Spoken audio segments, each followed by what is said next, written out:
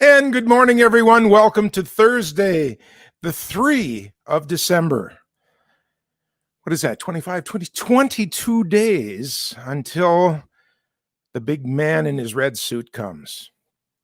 The year is going by fast. Finally, at the end of the year, it has dragged by for most of the year. It's been quite a year, huh?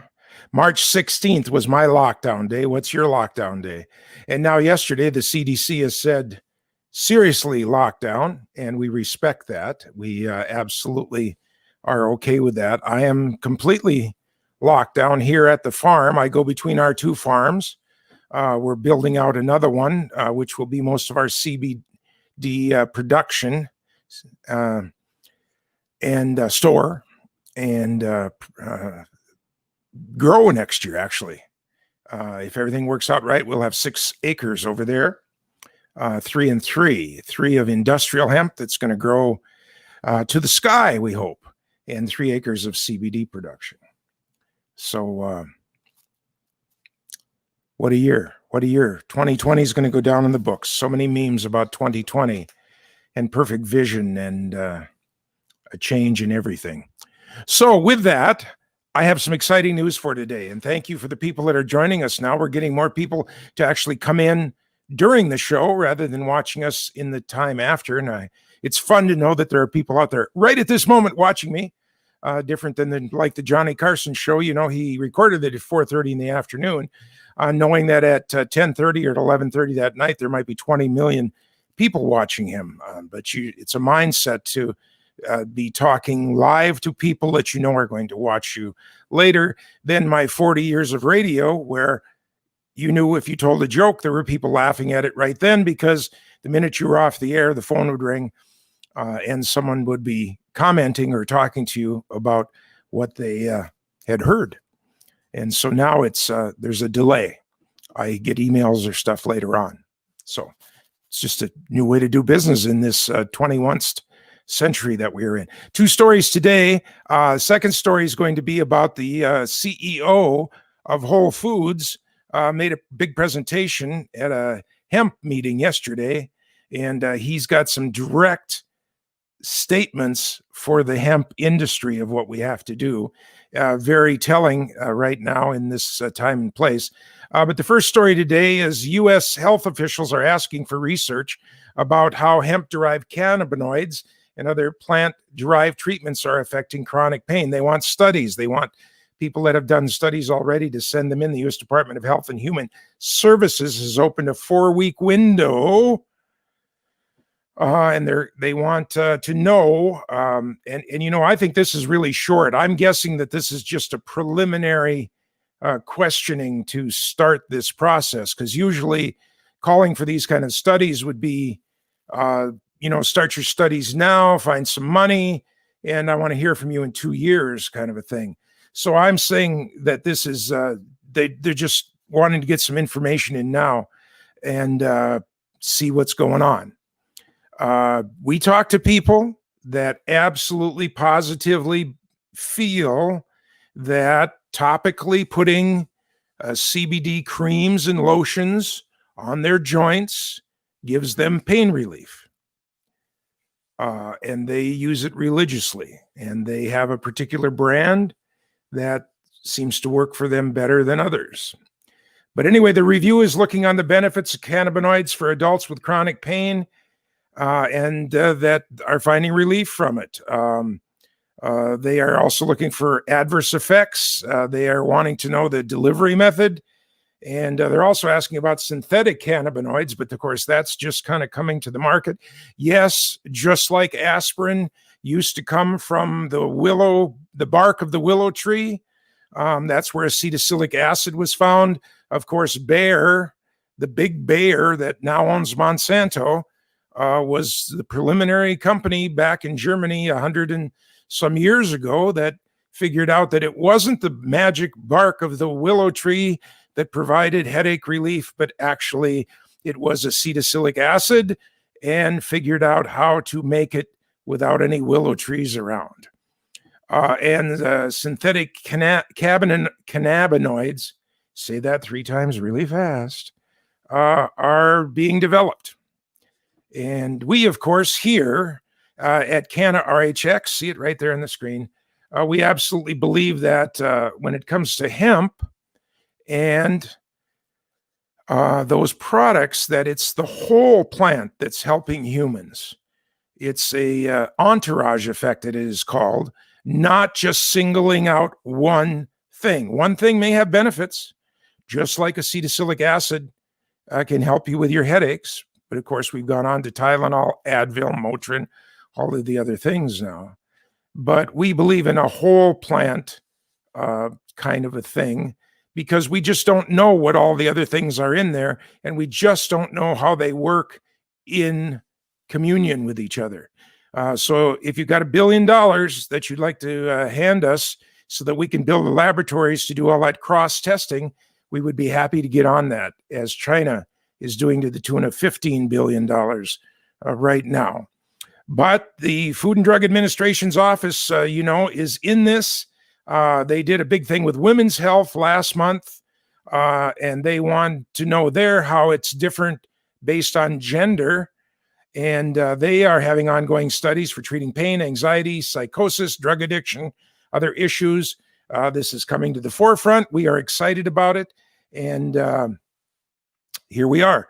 So we will be following that along. And that is our preliminary story for today. But the big story today comes from the food chain. I don't know if there's any around here. Is there one in Fargo? Whole Foods.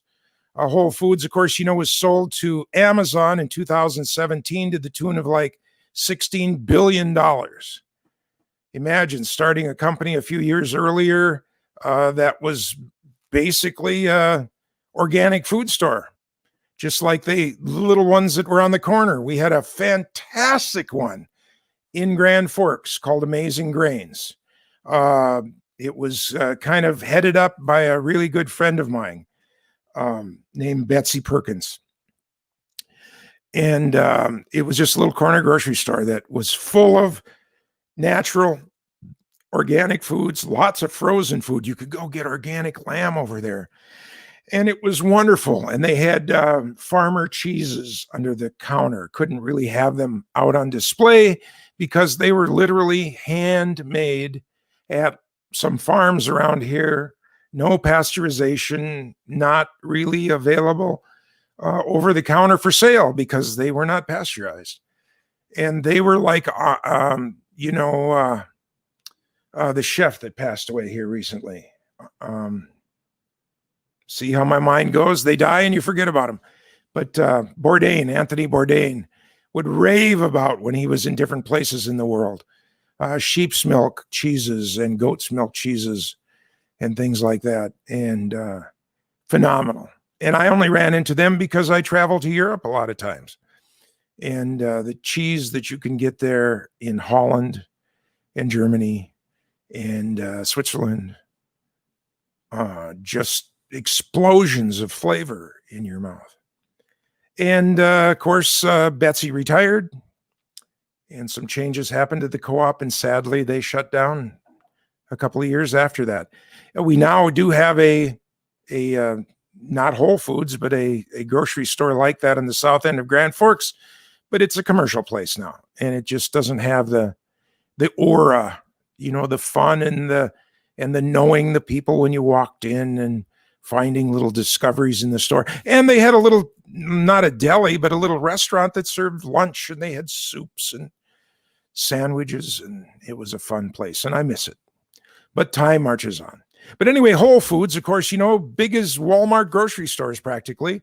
And their CEO has now become a powerful man. He makes statements and they get distributed to the world. And yesterday he was being interviewed at what would have normally, without what's going on in the world right now, would have been a giant convention. But of course, it's all happening virtually now. And he was at a round table, and his big statement is, and this is something that all CBD producers must listen to, and this has got to be developed and handled.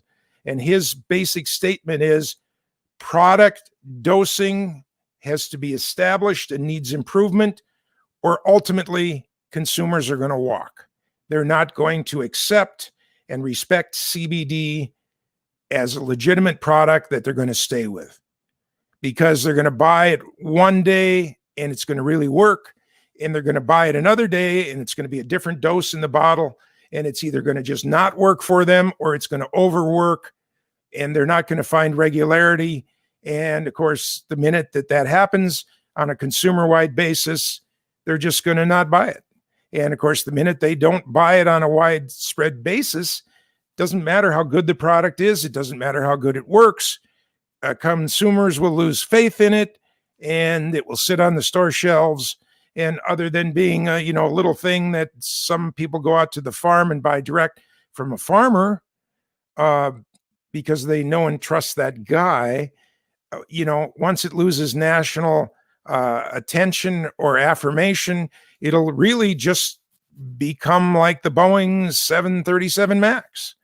And look what they're trying to do now. I don't know if you know, but yesterday, a flight just went off with 87 people in it, just to start trying to build confidence in the plane again. And the first actual just buy a ticket and go on it like it's a regular flight will happen on December 29th with American Airlines. And for all these first years of flights, when you get your ticket, it will say that you are flying on a 737 MAX, Boeing. And without any charge, they will move you to a flight that is not a 737 MAX if you have any concerns about it. That's a pretty big stretch to go to get people back and flying and having trust in a product. We can't go there with CBD. We have to make sure that when people buy a product, just like when you buy aspirin, and what's the average aspirin dose? 375 milligrams. But if you're an adult, you take 2 aspirins, you expect it to have a certain effect on your headache in a certain amount of time. And if that wasn't happening after a while, you'd throw the bottle away, and then you might throw that brand away, and you might not buy the non-label brands that you can get at stores. You would only get Bayer because you trust that brand, or maybe you don't trust it, whatever it is. But then finally, if that's not working, because sometimes it's hit and sometimes it's miss, you would just move to another product like Motrin, Advil, or Tylenol. We can't have this happen to CBD. To not have that happen, the critical thing is that the dosing inside the pill or the chewable or whatever it is you're taking must have a regulated dose in there. And this was the big, strong message from Whole Foods CEO yesterday, John McKay. Actually, that's who was interviewing him, CEO Chris Walsh. They all had this big chat, but that's what he said. And it is making news. It'll be around everywhere where you will find it. We do not want the FDA to clamp down on us, pick somebody as a target. You know that can happen. We got to do this. Everybody's got to get together. It's hard to do in this particular time. Maybe it will happen virtually, but the big players got to start doing it, and then the little players got to match, so that on the bottle it's talking about a dose, and then that dose is actually what's in the product, whatever form it's in. A pill, a tablet, a chewable, a gummy, liquid. When you take a tincture, it's like one little squeezer full. And so that when you are getting that, it's working for you. My partner on the show here, Veronica, talks about that not only is their stuff sent away and gets tested for heavy metals, pesticides, all those other kinds of things. By the way, just so you know, that test is like $500. So that's being put into the range of products, just that batch of products right off the get-go. But then also the dosage is measured and adjusted so that when she says on her bottle that it contains X amount of dosage, you know that you're getting within a tiny little variable range that much dosage. And that's what we want in the marketplace. And that's what this show is about today. We hope that you like our programs that we do for you every Monday through Thursday. And we hope that if you're on Facebook, you'll like us, and then you'll get notified when we come on each day. We hope that if you're watching us on YouTube, that you will click the subscribe button and then the little bell. And if you do that each day when I get the show prepped and ready to go up, you will get a notification that a show is coming. But generally, we broadcast Monday, Tuesday, Wednesday, and Thursday. Friday is kind of a recovery day and planning. And soon, when we can get out in the field and be visiting people, that will be a travel day to pick up news and information and get more face-to-face and talking to people. But in the meantime, we hope you enjoy these shows and that you'll stay with us as we get over the hump on what's going on. I am going to be first in line when my category can get the little medicine that's coming our way. Have a great Thursday. We look forward to seeing you on Monday. And in the meantime, call somebody that you haven't called, text them, video chat with them, check up on people because this is going on too long. People are lonely and you might make a difference